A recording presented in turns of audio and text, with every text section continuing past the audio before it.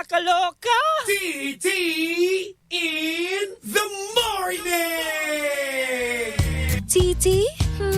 Ang aga-aga ha. May hindi maamin? Ilabas mo na yan sa akin. Ititi in the morning mo na yan. Bell, Toby in the morning! TT El Toby in the morning!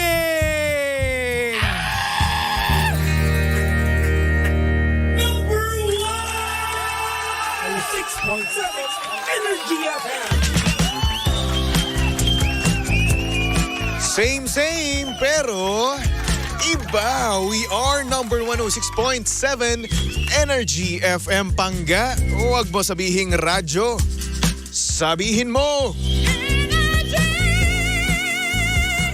Good morning, Luzon, Visayas at Mindanao, Metro and Mega Manila. And at syempre, good morning din sa mga pangga natin dyan kasalukuyang kumakain na ng kanilang agahan. Hello po, ang sarap naman. Ano ba yung kinakain mo? Ensaymada with kape? Ay, sarap. Or hindi naman kaya mainit na pandesal? Ay, freshly baked. Wow! Ang sarap naman yan. Yung pandesal na yan, no? Alam nyo, yan yung namimiss ko, no? Yung pandesal. Kasi ngayon wala Puro tayo order. Wala namang sinabing masama yung puro order, no? At hindi ako thankful, no? Pero ayun, namimiss ko yung lasa ng, alam nyo na, pandesal. Ang sarap kaya, di ba? Siyempre, good morning din naman sa mga pangga nating nagkakape, no? Nako, hello po sa inyong lahat. Kamusta naman kayo? Yung kape nyo ba na yan? Sino ba nagtimpla niyan, ha? Meron ba nagtitimpla sa inyo? Sana all. Nakakamiss na yung may nagtitimpla sa akin ng kape, no? Dati kasi meron, ngayon wala na. Uy, sa mga pangga natin na nag-anniversary dyan, na nagmamansarino, nako, hello po sa inyong lahat. Good morning. Kamusta naman kayo? Sana naman, sana magtagal pa kayo. Hindi yung hanggang 3 months lang, 4 months, no? Shoutout din naman sa mga pangga nating nagbe-break ngayon, no? Nako, yung tipong kagabi pa magkausap pero hanggang ngayon hindi pa rin tapos. Hindi pa rin matapos-tapos yung kanilang pag-aaway at dumating na nga sa hiwalayan. Nako, tayo dyan. Hanggat maaari, no, solusyonan nyo pa. Hindi solusyon ang pagbe-break, ha? Go. Konting away, break. Ay! Agad-agad. At syempre, good morning din sa mga pangga naman natin dyang Petsa de Peligro, no? Yung tipong wala ng pera ngayon, yung tipong sagad na ngayon, no? Oo. Present, isa rin ako dyan. At dahil ikaw ay Petsa de Peligro ngayon, ay nako, meron kaming ibibigay sa iyo. Ayan, masarap to. Maganda to. Yeah. Kaya naman, eto na. Tawagin na natin si Bingbing. Eto na si Bingbing. Siya ay sasayaw na miss. Pangga Bingo Plus Panalo!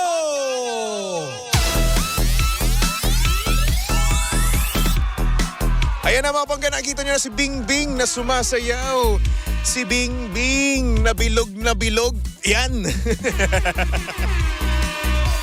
Shoutout sa mga pangga natin diyang mahilig sa bilog. At dahil lumabas na nga si Bingbing, eto na ang nagsasabi sa atin na kailangan na nating bumunot sa ating mahiwagang fishbowl. Fishbowl of numbers. Kaya naman ikaw, pangga, lakasan mo na ang radyo mo at manood ka na sa aming Facebook Live, pangga. Pumunta ka lang sa Energy FM 106.7 para nang sa ganun makita mo, ma-screenshot mo, di ba, yung number na ibibigay ko sa inyo. Para mamaya, no, sa programa ni Kuya Chico, kapag sumakto yung ruleta sa programang Tell Toby in the Morning, alam mo na kung anong number ang aking naibunot. Diba? Para nga naman manalo ng instant 300 pesos. Diba? Kaya naman ito na mga pangga, hinahalo na ni Baby Toby ang mga numero, ang mga bola. Para nang sa ganun, di ba? Malaman ng mga nanonood sa ating Facebook Live na tayo ay patas. Hindi tayo, alam niya, madaya. Walang ganun. Di ba? Kaya naman makinig na kayo. Manood. Screenshot. I-ready nyo na yung pang screenshot nyo, ha? Dahil ang numero sa programang Tell Toby in the Morning ay... Naks. May pa-drum roll. Number 12. Number 12. Para sa programang Tell Toby in the Morning mga pangga, B12 po ang ating nabunot. Para nang sa ganon, mamaya nga pag natapat sa Tell Toby in the Morning ng mga pangga yung roleta, sabihin nyo number 12. Yan. Pwede nyo rin naman dagdagan. Complete sentence nyo sabihin kay Kuya Chico. Ang nabunot ni Baby Toby, super guwapo macho. Nakamukha ni Zac Efron. Yan. Yung dapat ang sabihin nyo, ha? Pag yun hindi kumpleto, ay nako, hindi kayo mananalo. Once again, ang nabunot ni Baby Toby sa programang Tell Toby in the Morning ay B12. Okay? Isulat nyo na yan. Tandaan nyo na. Screenshot nyo na. No? So, screenshot nyo ngayon. Nakapost ako. Yan. Anyway, ito mga pangga, ang Pangga Bingo Plus Panalo on-air and online promo na hatid sa atin ng Bingo Plus at syempre ng Energy FM. Pangga, lagi yung tatandaan sa Bingo Plus.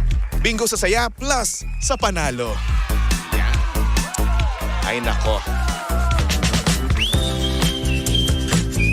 So Eddie, ayun na nga.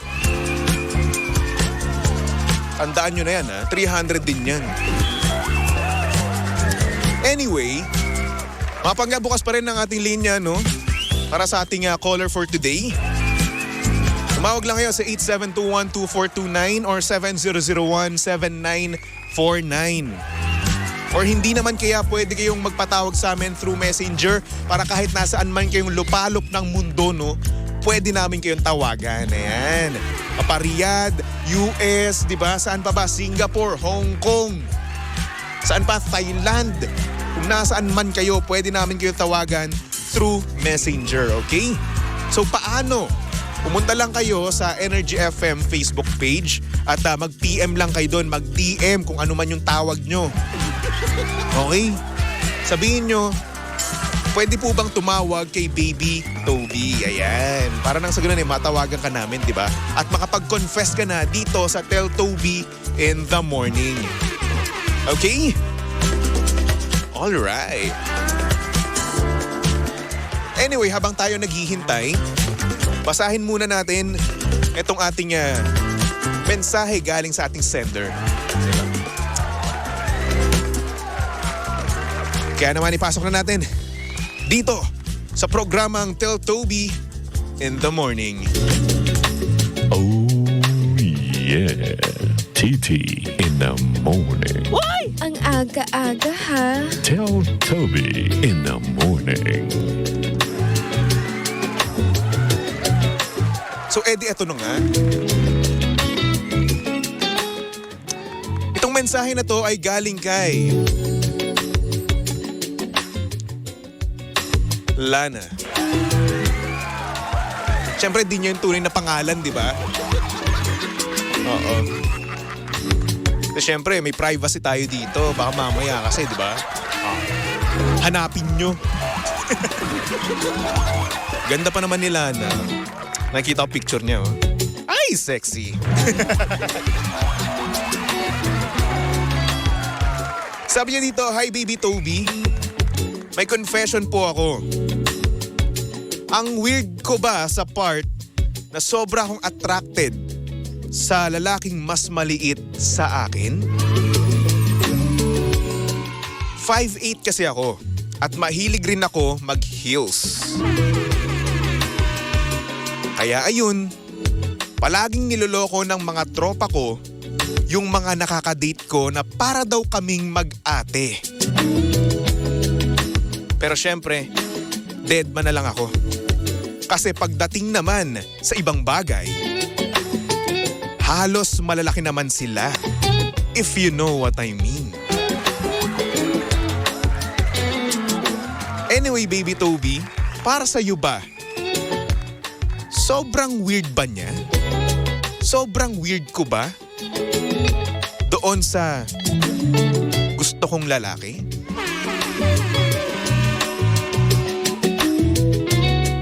Hay nako, para sa akin hindi. Alam mo, sobrang rare ng ganyan, no? Kasi sa mundong to, no? Sa panahon ngayon, no? Mas gusto ng mga kababaihan yung mga mas matangkad sa kanila. Yung mga lalaki na 6-footer, no? Diba? Yung mga lalaki na 6'4". Or hindi naman kaya mas matangkad sa kanila ng ilang inches lang naman, no? Diba? Pero yun, kung ikaw naman ay bet mo yung mga ganyan, yung mas maliit sa'yo, no? Like for example, mga 5'5". Diba? Wala naman masama dun. Kayo naman, mapanghusga lang talaga mga tao ngayon sa mundo. Eh kung mahal mo ba, kung yun yung trip mo eh, no? Pakailam nila. Diba? Wala namang masamang magmahal ng malilit na tao. Mga sizes lang kayo. Diba? Alam nyo ba, kapag kayo nagmahal ng mas maliit sa inyo, grabe magmahal yan. Malaki magmahal yan. At syempre, meron yung tinatagong kalakihan. Promise. Diba? Oy, minsan ganun. Ako. Oo, ako. May tinatago akong kalakihan. Sobrang laki ko. Sobrang laki. Like there's no tomorrow. Oh. Itanong niyo pa kay Lindsay. Oh, mamaya tatanong natin kay Lindsay, ha? Kung malaki ba si Baby Toby? Malaki ba yung ano ni Baby Toby? Yung puso, oo. Yung pagmamahal kasi. Yun kasi ang tinutukoy ko dyan, okay? Malaki ang puso ni Baby Toby. Malaki ang pagmamahal na ibinibigay ni Baby Toby. Ganon. Diba? Kaya sa mamahalin ko, naku, napakaswerte mo. Dahil ibibigay ko sa'yo lahat, diba? Napakalaki ng ano ko. Ng pagmamahal ko sa'yo, yun. Ay, nako. Pero yun na nga mga panggano. Siguro hindi naman siya weird, okay? Siguro sa paningin ng iba, weird siya. Kasi nga naman, di ba, 5'8" ka. Tapos sabihin na natin, medyo matured ka tignan kasi nga naman dahil sa height mo, di ba? Tapos ayun, yung mas maliit sa'yo na jowa mo, mukha naman talagang baby boy. Diba? Exhibit A, si Baby Toby, di ba? Di naman po ako ganong kalakihan, okay? At di rin naman po ako ganong katangkaran. Saktuhan lang, di ba? Talagang i-expect mo talaga na medyo baby talaga sila tignan para sa'yo, no? Oo, kumpara sa'yo mismo. Pero it doesn't mean na mali magmahal or magjowa ng mas maliit sa'yo. Okay?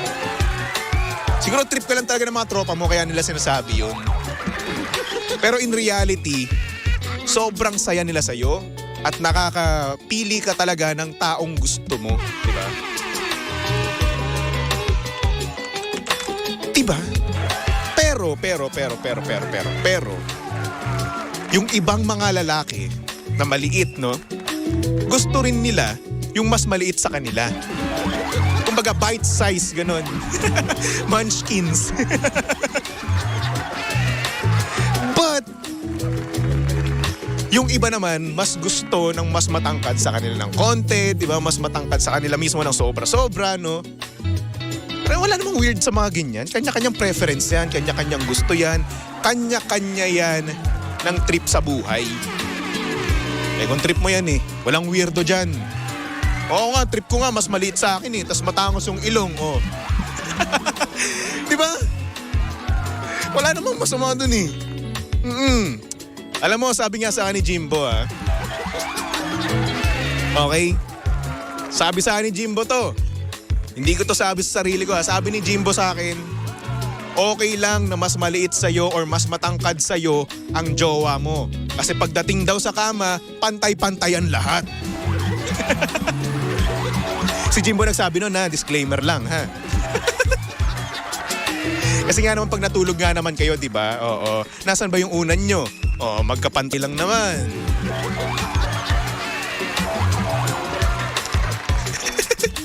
Tangya ka, Jimbo. Mga natutunan ko sa'yo. Pero meron din naman, no? Ng mga babae, nakagaya ni Tilinsay. Si Tilinsay kasi mas gusto niya yung mas matangkad sa kanya, di ba? Mga 6-footer, ganun. Kasi para daw sa kanya, mas na-feel niya daw na mas secured siya doon sa mga lalaking ganun. Oo. Diba?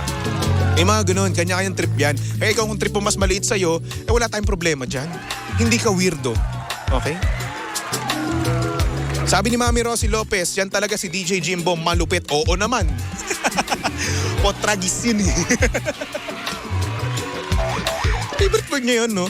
Potragis. Kasi ang daming E tapos Z. Diba, gano'n?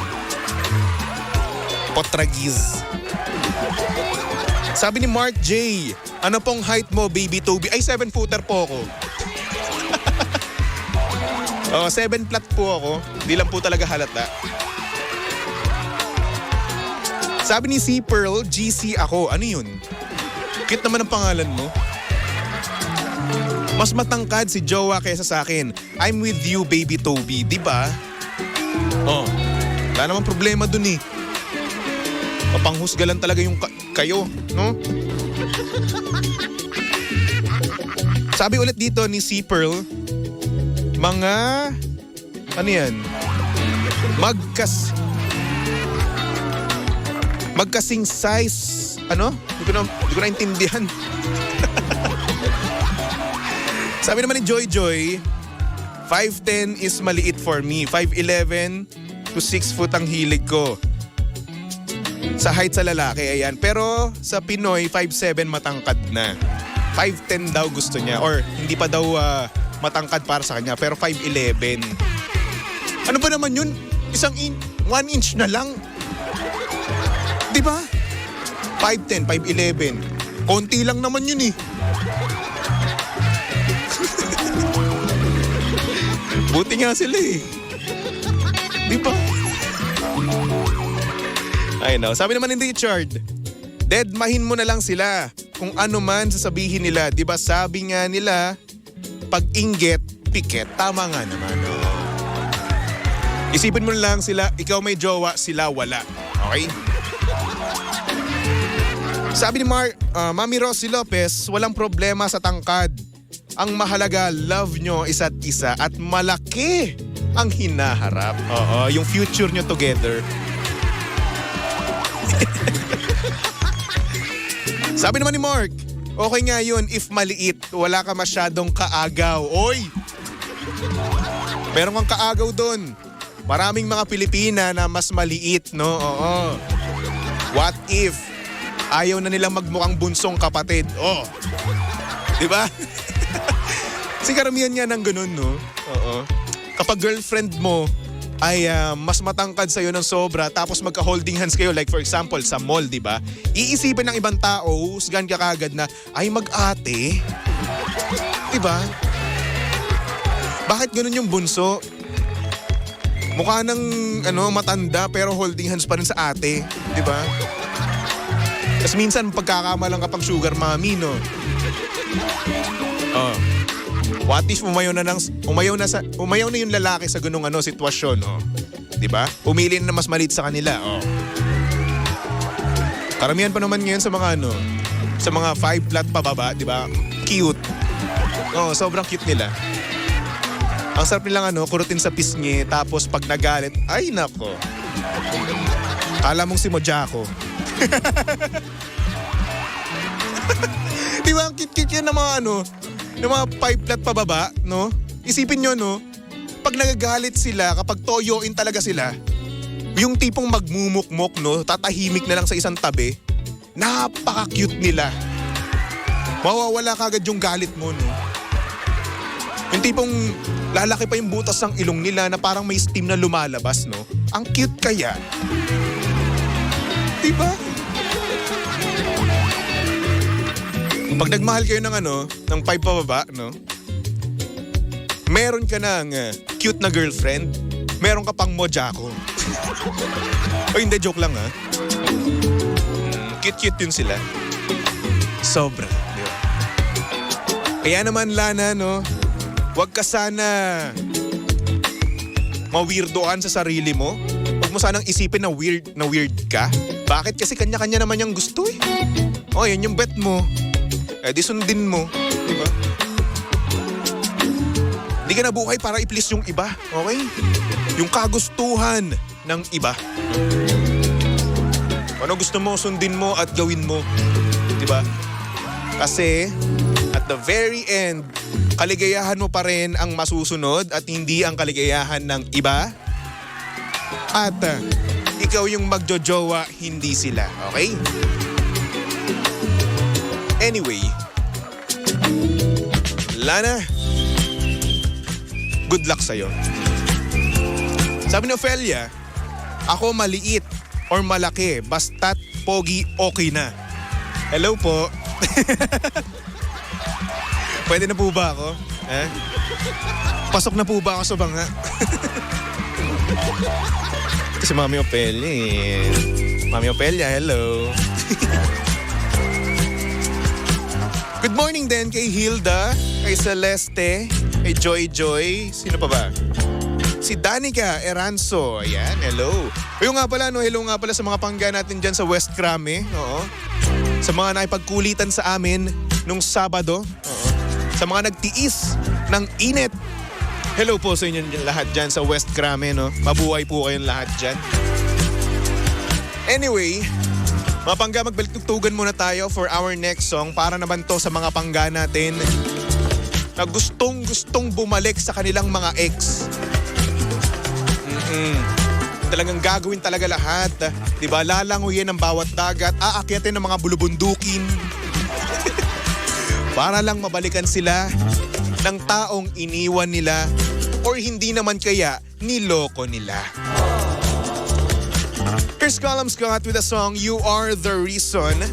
Tumutok lang dito sa estasyong same pero iba. We are number 106.7 Energy FM Pangga. Huwag mo sabihing radyo, sabihin mo.